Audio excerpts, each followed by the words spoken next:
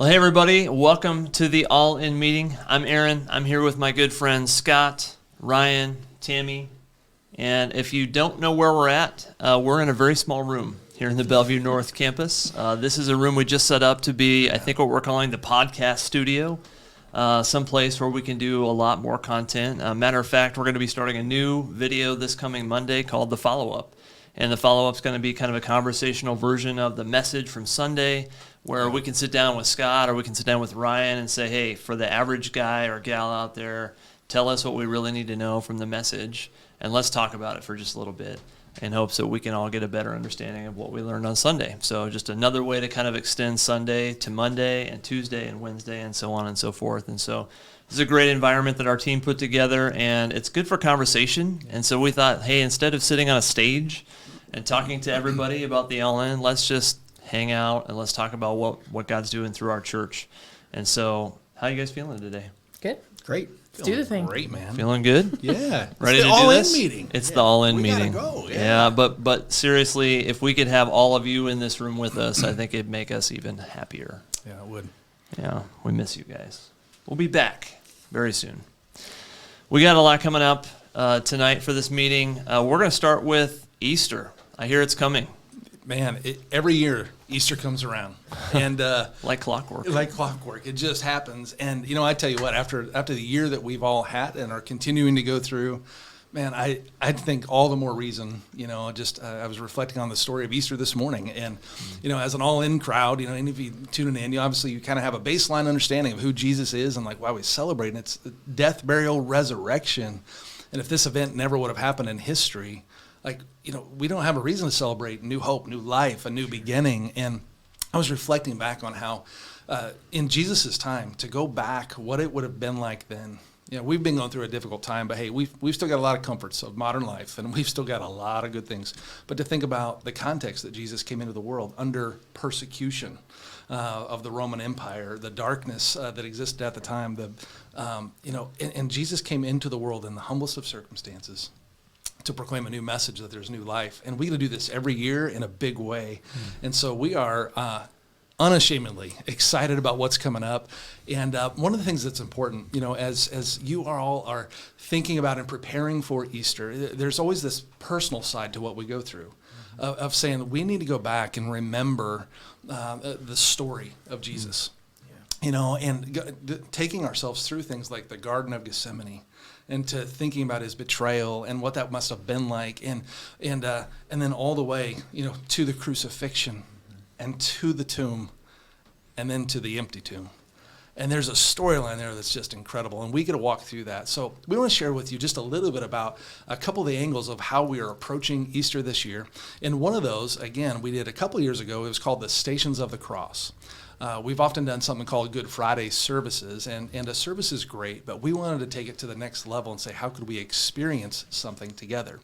And so on April 1st and 2nd, we are going to have something called Stations of the Cross. And Aaron, you and the creative side of things are working through what that is. So can you tell us a little bit about what are the Stations of the Cross? Yeah, so 2 years ago we did this, and I think it was new. Everybody was like, hey, well, what is this thing? And but 1,065 people came out over the 4 hours to check it out and hang out.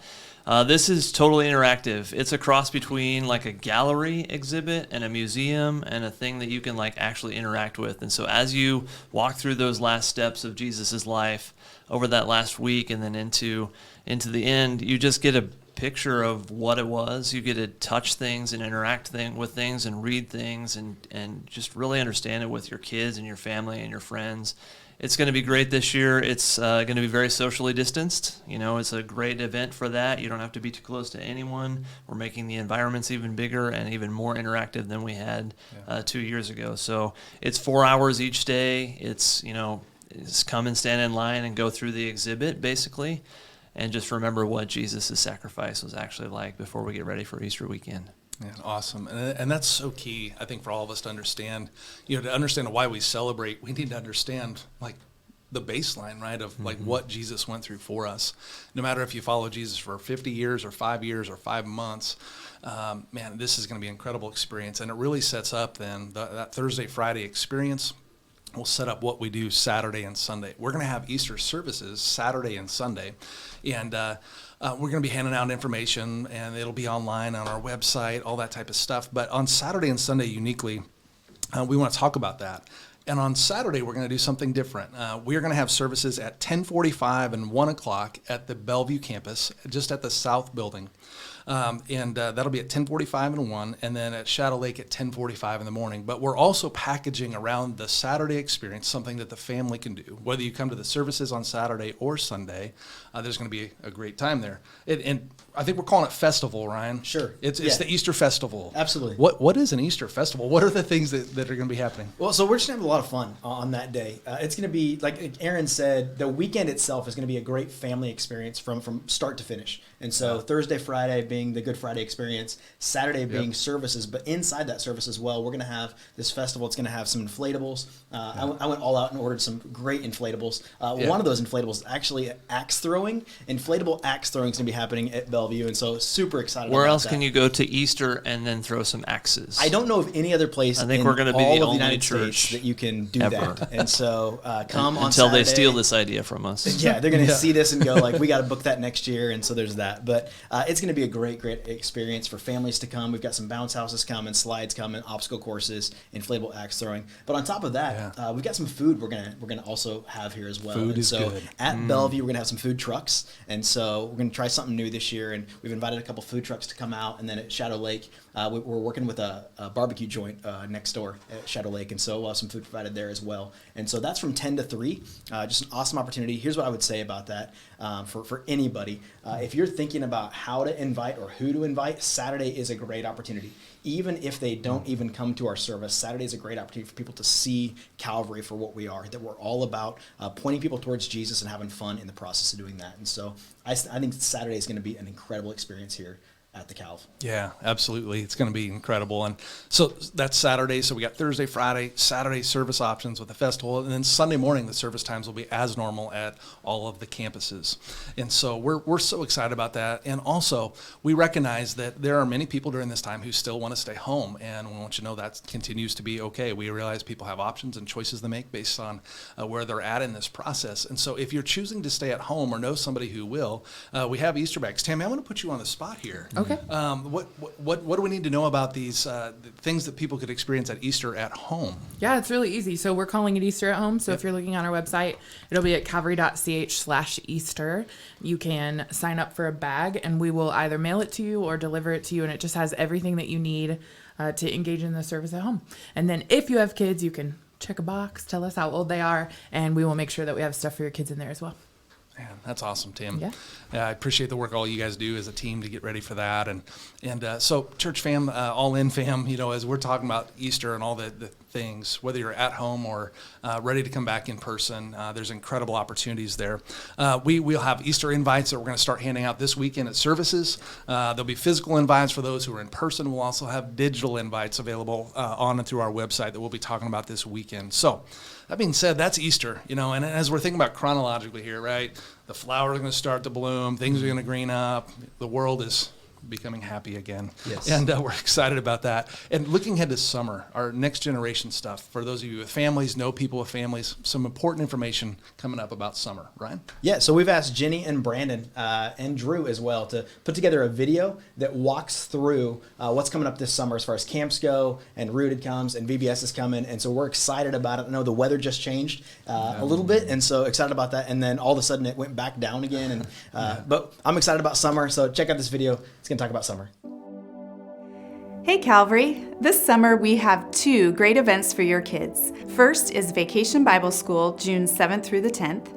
This year's theme is Press Play, and we're turning up the volume at VBS to remind each kid that they can have confidence because of Jesus. When kids begin to see themselves the same way that Jesus sees them, then real confidence begins to take root and grow. VBS is free and is for all kids ages 4 through 5th grade. Registration is now open at calvary.ch/kids. In addition to VBS, we have a brand new 3-day summer camp for kids entering 4th and 5th grade. They will have a blast as they grow deeper in their relationship with Jesus, build friendships, and make great memories at camp. Summer camp will be July 25th through the 27th, and registration is open for this as well at calvary.ch/kids. Now let's hear from Brandon about what's happening with our youth.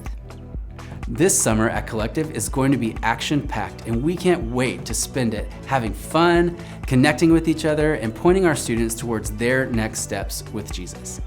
For our high school students, we are excited about the return of CIY Move.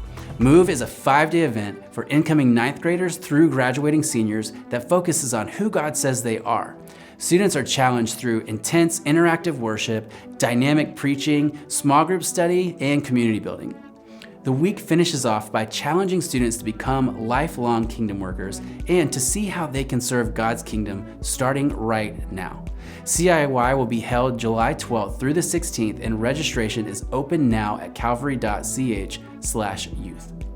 For our middle school students, a brand new summer camp experience is headed their way. Summer camp will take place from July 28th through the 31st and is for our incoming 6th through 8th grade students.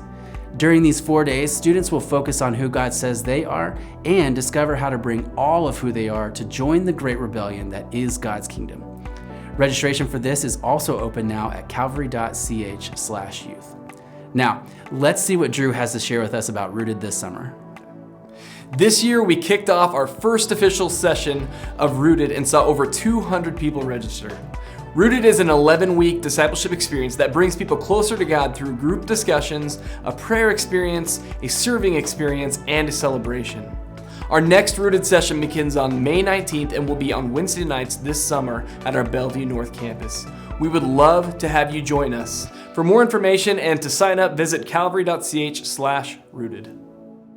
We're pumped about what Drew is doing with Rooted. We're pumped about what's coming in the summer for both kids and students. And so we would love to have you join us for any of those things. One thing we do want to talk about that's coming a little sooner than summer is coming up just this spring. One of the things that we've done in the past that some of you may remember, some of you may have gotten a shirt when you came for the first time. So every year right around Easter, we launch a new shirt design. We're super intentional about the shirts.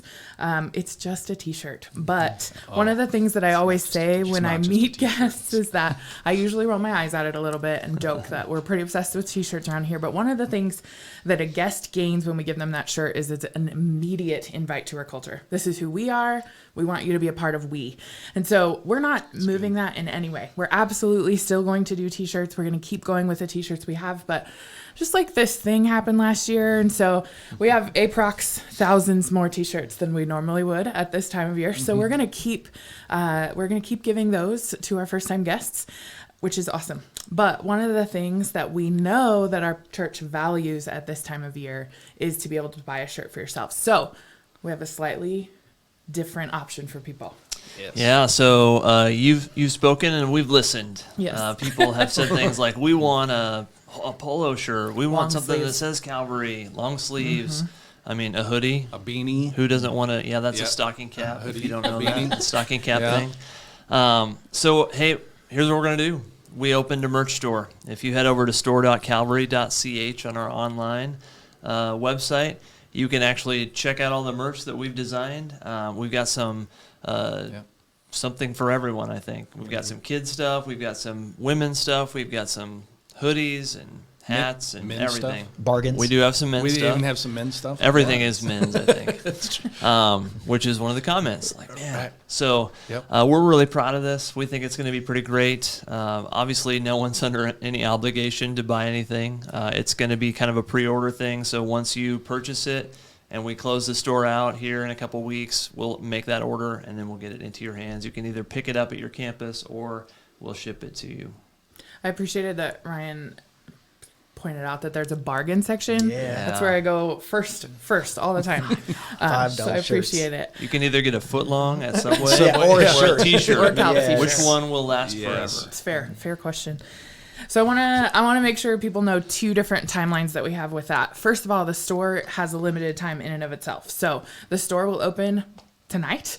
You can get on and order as soon It's as you open like. right now, Right but now. don't go there right now. Yeah. Yeah, stay with us. Stay with us. Stay online. But it is open now, and it will be open through Easter Sunday. We're going to close it at midnight on Easter Sunday. So if you want to order, make sure you order in that window. And then another smaller window we want to give you is that specifically if you are watching this all-in meeting, we want to invite you tonight to have a code, and we would love to give you 10% off for that to honor that you are a part of this community. And so if you use the code ALLIN10, you can get 10% off whatever you order, but that is only until Saturday night. So it's just a short window from tonight until Saturday night, ALLIN10.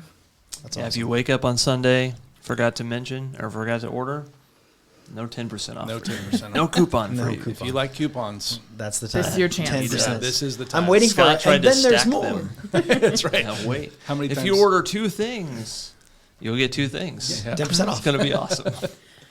That's great. Awesome. Thanks, Tammy. Good work on that. Obviously, that's a big undertaking, but we're proud. We know people love to rep the Calv out in the community, and it's always fun to see people walking around and go, you go to my church, and you go to my church, and Yeah. it's pretty cool. Incredible way to build connections. Yeah. Yeah. I mean, just think thousands of shirts, 10,000 Probably. shirts Yeah. already out in the community. Yeah. That's crazy. Yep. I saw one out on a basketball court in Elkhorn a few weeks ago. Why? Somebody I'd never seen. What are they doing in Elkhorn? I don't know, but somebody out there there was a coach wearing a shirt, a Live and Love shirt. And I was That's like, awesome. oh, look at that. And I didn't know who he was. I mean, they're And in so- Bosnia and India. And Yeah, that's Japan. right. They're everywhere. So They're yeah. also great to work out in. I've seen so many people wearing, the one shirt or the Live and Love shirt at the gym, and Yeah. it's fun to like walk around the gym and see those people wearing those shirts and being able to like connect with them there. It's been fun. If the designers only knew you were sweating in their artwork. I'm sorry. I'm sorry. That's great. Well, hey, around this time every year, we love to kind of give you an update on where we're doing, what we're at as a church. And so we call these metrics. We just love to kind of track the things that we can track and know, like, how are we doing and what are we seeing? And so we've got a couple things that I think are unique to this season right now. Yeah. We're 1 year into the pandemic. Hard to believe. It was about 1 year ago, like today or Yeah. tomorrow, that we kind Yeah. of had to make some big changes. Yep. And so we wanted to share, like, hey, what's changed and how we fared and what's going on. And so the first thing I just want to say, we always talk about this average weekend attendance. This isn't the only thing that we track, but it's pretty simple to say, like, how many people are engaged here in a weekend. And so far this year, it's about 1,760 people every single Sunday, both online and in person. And obviously the majority of you are still online. And so about 67% of that total are still watching online. And we know that, we can't always tune in every week. And so that probably represents a huge part of the population that is still online. And we're doing our best to kind of figure out how to serve you guys who are online and make sure that you're engaged. That's why we got James as the online campus host. He's probably the prettiest guy that we have on staff outside of Scott. But Absolutely. Scott's got to preach. Yeah. And so- pretty is not a word that I'm good with. Yeah. So I mean, I think if Ben cut your hair, then I it's a might be game good. I changer. might need a fin cut. It's true. Ben cut. So 60%, 67% online. That leaves about 500 to 600 people who are attending in person. That's a big deal. Not everybody's ready to come back yet. And as safe as we've made things, as Yeah. much as we've taken in that abundance of caution phase to make sure that everybody feels comfortable here, it's great to see almost 600 people. And it seems like every weekend somewhere that number just grows and climbs a Yeah. little bit, which is Yeah. cool. Yep. So one thing we want to share is just like, what does that mean per campus? We've gotten a couple questions of people that have said, hey, how many people are actually coming to this campus? Because we've been sort of on the fence and we might want to come back, but we're not quite sure. Is that room going to be super full? And so here's a couple things. At Bellevue South right now, we're at 24% of our capacity. And so that means that there's about 100 to 200 people in the room that normally seats almost 650 people. And so that's a big, big deal. There's Yeah. space for you if you want to spread out, if you don't want to be close to people. At Bellevue North, we're at 27% of that capacity. That means that there's almost 80 to 90 people in each of those services in a room that normally seats 300, 350. Yeah. And then at Shadow Lake, 124. And so, again, capacity is there if you want to come in and hang out with us. And that includes kids and teens as well. And remember, our classrooms are all designed for full capacity in the auditorium, full capacity of kids. And so that means there's plenty of space for them as well. Yeah, and Aaron, I think it's so important that people know that. Simply because if you're asking, if you're sitting at home going and you're apprehensive about coming and wondering if it's safe, it's so important to know that we're at that 20%, maybe around that 30% right now as people are coming back more and more. Totally. And so we've got space. And so if you're at home and you're thinking about coming back, it's time. Now's the time to come back. If that's you, if you're kind of apprehensive, you're on the fence, it's time. Come back. We'd love to have you. Man, and I would just go along with that, just from a parent perspective. And I know we always recognize everybody has individual choice, but schools have been going throughout the year. Activities have been going throughout the year. And everyone's found safe ways to do that, comfortable ways to do that. And man, if we can get our kids to school, if we can get our kids to their activities and do their things, and getting them to the feet of Jesus for a lesson every week, and getting ourselves there, there's something to the community of believers, and it's hard to do church alone. It's hard to do church from home. Now, that's not to put an undue pressure on in any way, because there's a lot of medical concerns a lot of people have. Understand that. But just know we were made for those connections, from youngest to oldest. And so when you're ready, just know we're ready, and we've done so in a safe way. And it's exciting to again see people coming out every week going, okay, New people every week. New people too. Even guests are coming and saying, man, this is a great experience. And so seats are all socially distanced still, all those things. There's capacity. And man, I'm feeling the love of the church. It's like for a long time we weren't sure what to do, but it's like, man, something we will always do is love one another well, whether it's from a distance and every handshake's a little bit awkward. It's like, or bump or elbow this, or whatever. A wave from a distance, whatever it is. We try to figure it out with each person. And so, man, it's been good though. It's been really good to see. What about those first-time guests? Yeah, I was going to throw in there that, you mentioned it, that we actually get first-time guests every week. I think people are thinking, oh, well, they're either there or they're not, but people are still looking for something. People are still walking in our door. So we had 245 first-time guests in 2020, and so we're pumped about that. I get this privilege from the place I usually hang out on Sunday. I'm in the lobby a little more than I think a lot of people get to be. And so we definitely are seeing first-time guests every week, which is great, but we're also seeing first-time back every week. And it's almost like being a guest in some ways again. It's like coming back, coming home. But one of the things that I would add to what we've said about that is that if you have stayed home for a reason and you're thinking about coming back and have questions, we want to talk about it. For sure. Please feel free to reach out to any of us, but especially your campus pastor. If there's a reason or a specific thing that you're curious about, talk to us. You're absolutely still a part of our church family. We want to talk to you about that. It would be the same as if you were coming to my house. I want to talk to you about what's going on there. So reach out to your campus pastor if you have any questions about coming back. Yeah, and even if you're a first time coming back, like it's your first time back in a year, first time back in 6 months or whatever, we want to know that as well. And so be sure to talk to your campus pastor about that as well. We want to know who you are. We're celebrating that every week. Absolutely. Every week we got somebody coming back and give them an air high five or whatever that looks like. It's a lot of fun. Yep. Scott, we've got some great things planned for 2021. Man, what are we going to do? Yeah, what are we going to do? It's interesting. Don't we only work on Sundays? Mm-hmm. Just Sunday morning for me. The age-old adage, a lot of people think like pastors and the people at church just work on Sundays. Man, we're working day in, day out. We have an incredible team. Some people you see visibly often on screen and otherwise, but there's an incredible team behind the scenes as well, and we're always working and trying to move mission forward. And what is mission? Mm-hmm. When Jesus, like the Great Commission, right, he said, go and make disciples of all nations, right? This was like his after the resurrection, right? He gives this charge to his disciples and says, go and make disciples. And so we always try to frame up what we do through the lens of what Jesus has asked us to do. And when he said go, like we can break down real easy. There's this go element to the church and there's make element of the church. And so what does it mean to go? And so uniquely for 2021, we talked and prayed for not just weeks, but a couple months towards the end of the 2020, coming into 2021. Like, what does it look like for us to go? And there's certain things we always do in the life of church, but there are some unique initiatives we felt we could take new ground on or reclaim some old ground on in 2021. And so there's 3 initiatives under Go that I want to talk about and 3 initiatives under Make Disciples. So 3 ways that we're enhancing the way that we want to go this year. One is coming back to some basic roots of one life. What does it look like to renew, re-envision our commitment to reach one life at a time? We don't want to just be a church that just sits and waits for people to show up in person or online and hope that they kind of encounter us somehow randomly. Like, we want to be intentional, each of us, all of us, about who are the ones in our life that we'd like to see get to the feet of Jesus. And so that is something that we are working on this year. We'll share a little bit more about that as we head into Easter. But there's the second of the three initiatives under Go is this idea of how do we expand our reach and our impact into the community.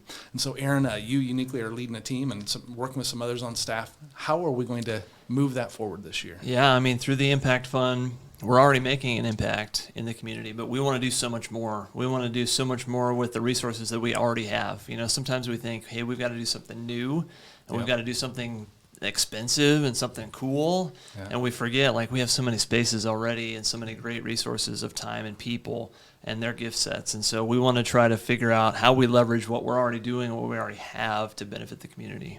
Man, yeah, that's great. And I know there's already been meetings happening and We're hours of dreaming. We're in the dream phase of conversations about those ways to expand our reach into the community, and I'm incredibly excited about what that's going to look like. But one of the other things about Go that we've encountered, and it's was intensely magnified through this pandemic, is the presence of our online ministry. I mean, even what we're doing now and needing to do now because of the dynamics in play. But we know that online is never going away. The younger generations, and no matter from youngest to oldest now, we're all glued to devices in different ways. How do we use digital presence, right, to expand the mission of Go? And Aaron, again, I'm going to lean back to your team uniquely in what's happening through the online ministry. What are some ways that we're looking at doing that?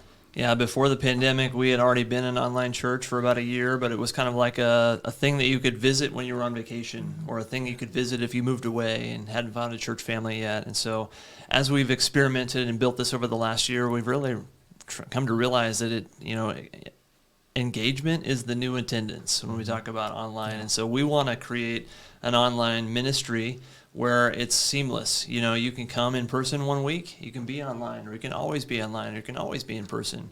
But we want each of them to have the same value, and so that includes student ministry and kids ministry and adult ministry.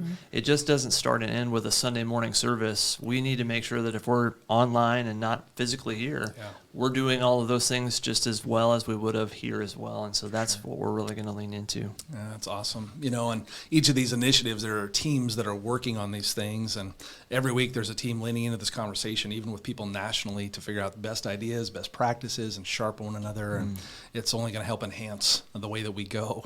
And so those are the three ways we're looking at going. And then on the flip side, this idea of when Jesus said, make disciples, I mean, this is nothing that can be mass produced, right? The best quote I ever heard is, disciples are not mass produced, they are hewn out one by one.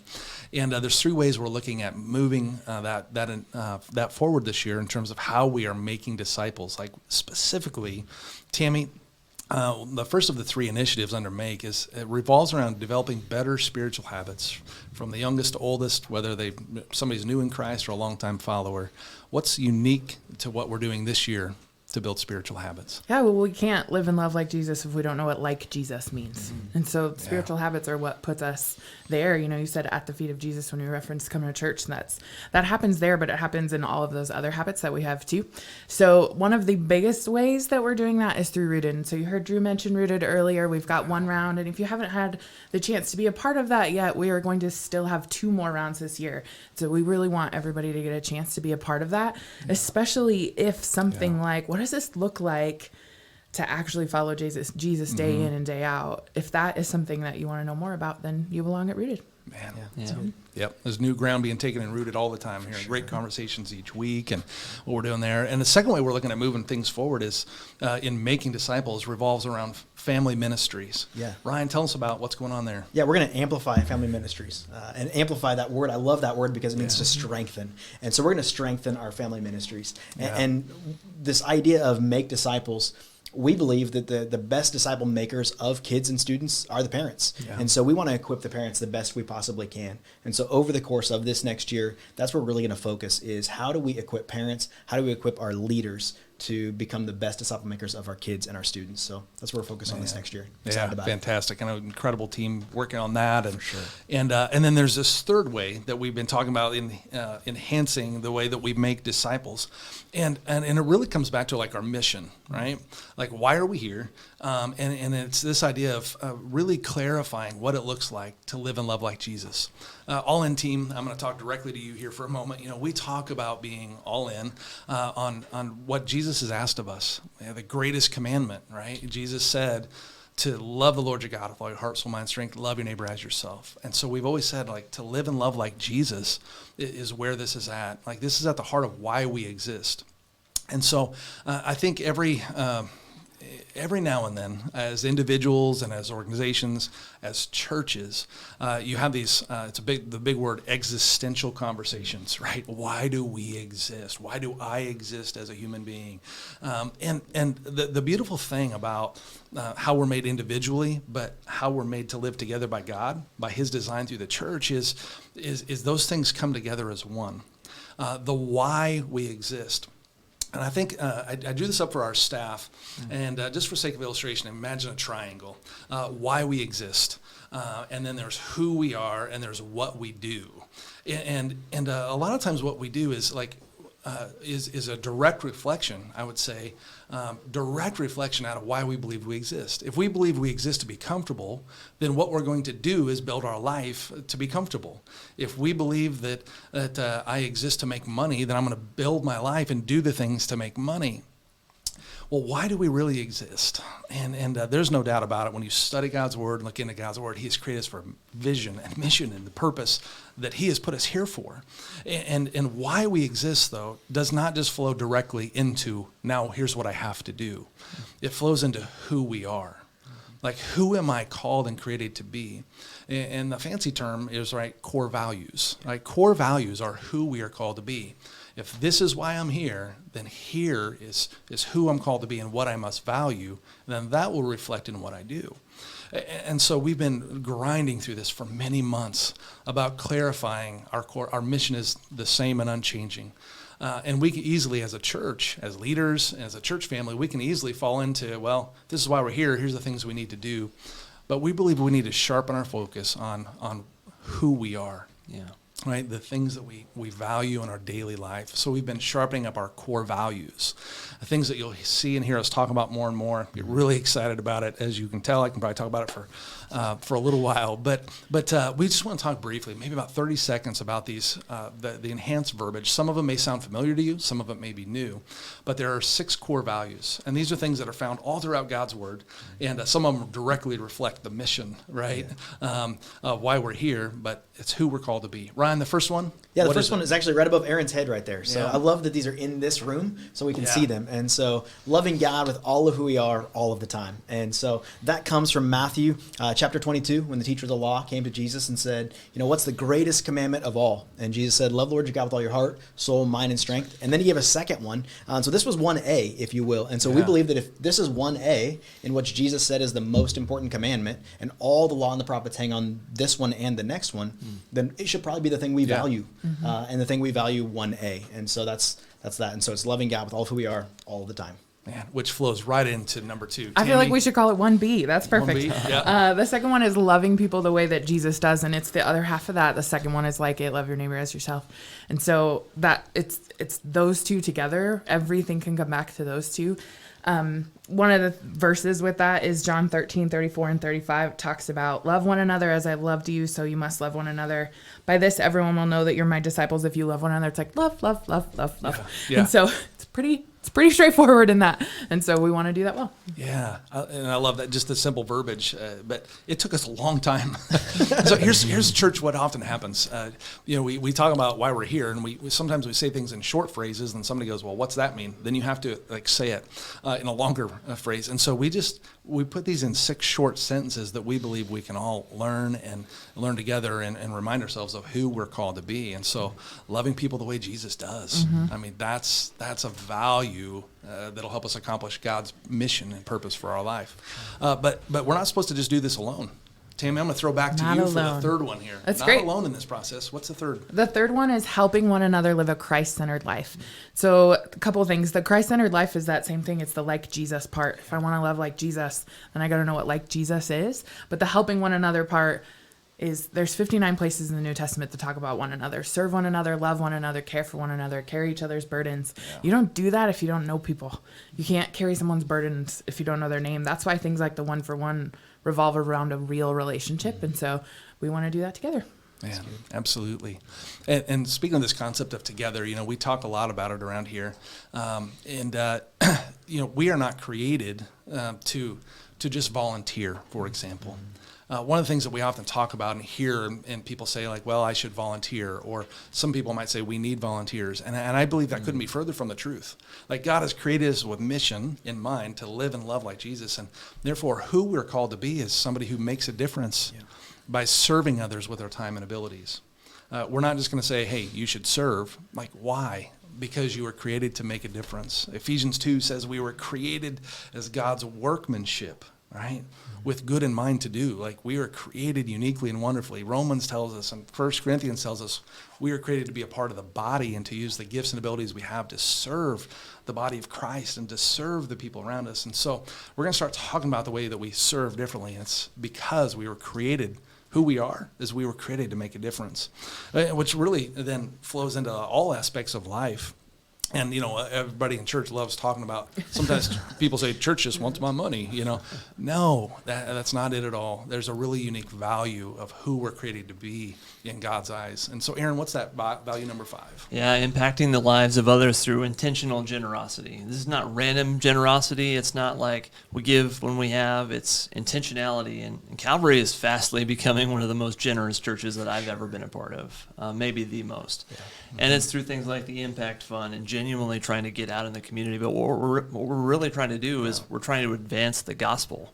Yeah. And that's exactly why we do local outreach like that. It's not so that we can get our name on something or be recognized for something. And so, I think about Philippians 1 where Paul's writing to the church in Philippi and he says, he references partnership in the gospel. And that kind of partnership is exactly what we're doing when we share our time and resources with those out in the community.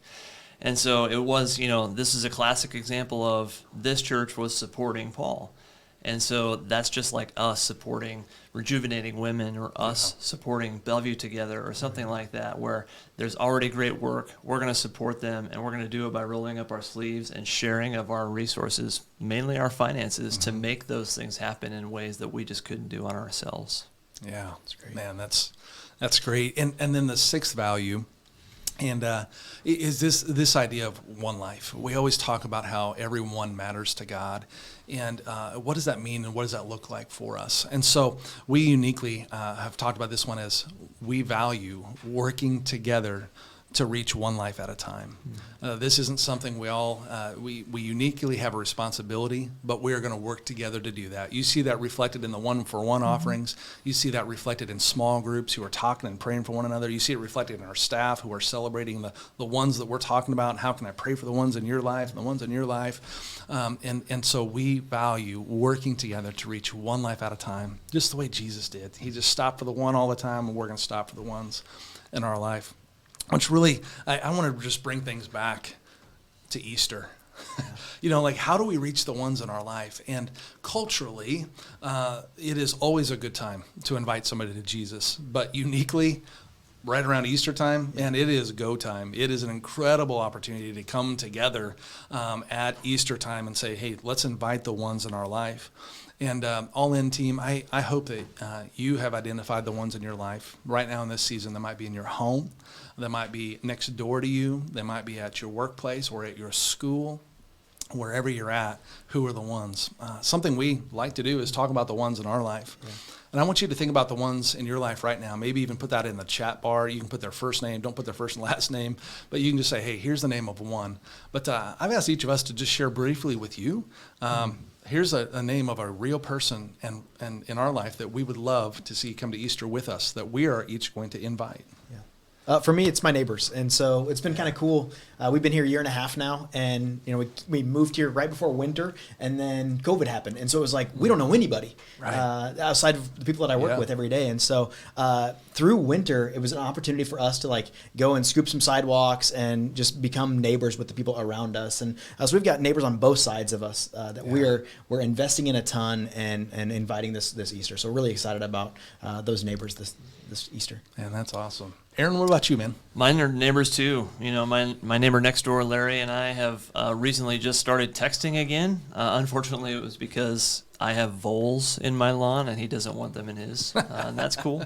But we're texting back and forth, and I think with the option of being online for Easter, that's going to be great for them. I think they're not quite out in the community yet, and so it's an easy invite for me to say, join me at one of these services, and then let me know what you thought. I'd love to know what you thought when you came. Awesome. Tammy? I only recently bought a house, and every time people would talk about their neighbors, I'm like, I want neighbors. And now I have them. So mine is also a neighbor. His name is Howard, and he is a war vet, and he's had injuries that have stuck with him since for 30, 40 years. And I think about how much he is literally sacrificed in his life for other people. And I want him to understand that someone else has sacrificed for him. Yeah, absolutely. I'm going to cheat here and do 2 really quick stories. Jeez, That's what I do. All right. Preacher. They're never Preacher quick. guy. They're Preacher never guy. quick. We never stop working. All right. So 2 quick stories. One, I got a guy named Joe, real name, and you can pray for me for Joe and the relationship with him. He comes on Easter and Christmas, and he tells me that's when he'll come, and so but he wants the invite, and so I will continue to meet him on his terms. But I really want Joe to come because there's some things deep in his life that reflect every day in his life, a deep unrest, and so man, I want him to find the peace of Jesus. Now Jesus can give him a new identity, brighten up that identity a little bit. So the other guy is Keith. Keith is a literal neighbor of mine, and I've invited and worked on Keith for years and years, and he's a guy that I care about. I've never been able to build a deep relational bridge. He tells me, keep Jesus at a distance from me. And so, but I'm going to keep coming strong. So Joe and Keith. So All In community, thank you so much for what you do, the ways that you are so generous with who you are and the things that God has put in front of you and blessed you with to make Calvary a special place. We don't take for granted. I know we talk all the time about how blessed we are to be a part of this church family with you. While we may hold some unique leadership roles, and of course many others do, we are in this together, and we are all leading this church family together to make Jesus known in our community. We're not just trying to make Calvary known, right? We are trying to make Jesus known. And so that makes this a really special place. We thank you for taking the time to tune in tonight, to be with us here as we talk about this next season that's coming up. Some of the great things from kids, students, adults, Easter, all the things. And we would love to just continue to walk forward and move forward with you. So please, let's move forward together. If you don't mind, Ryan, I'm going to put you on the spot, maybe to close us with a word of prayer, and then we'll wrap up. Yeah, let's pray.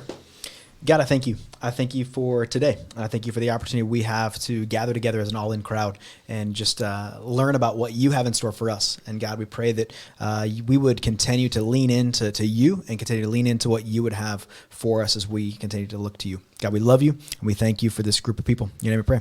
Amen. Amen. Thank you. See you guys. Thanks.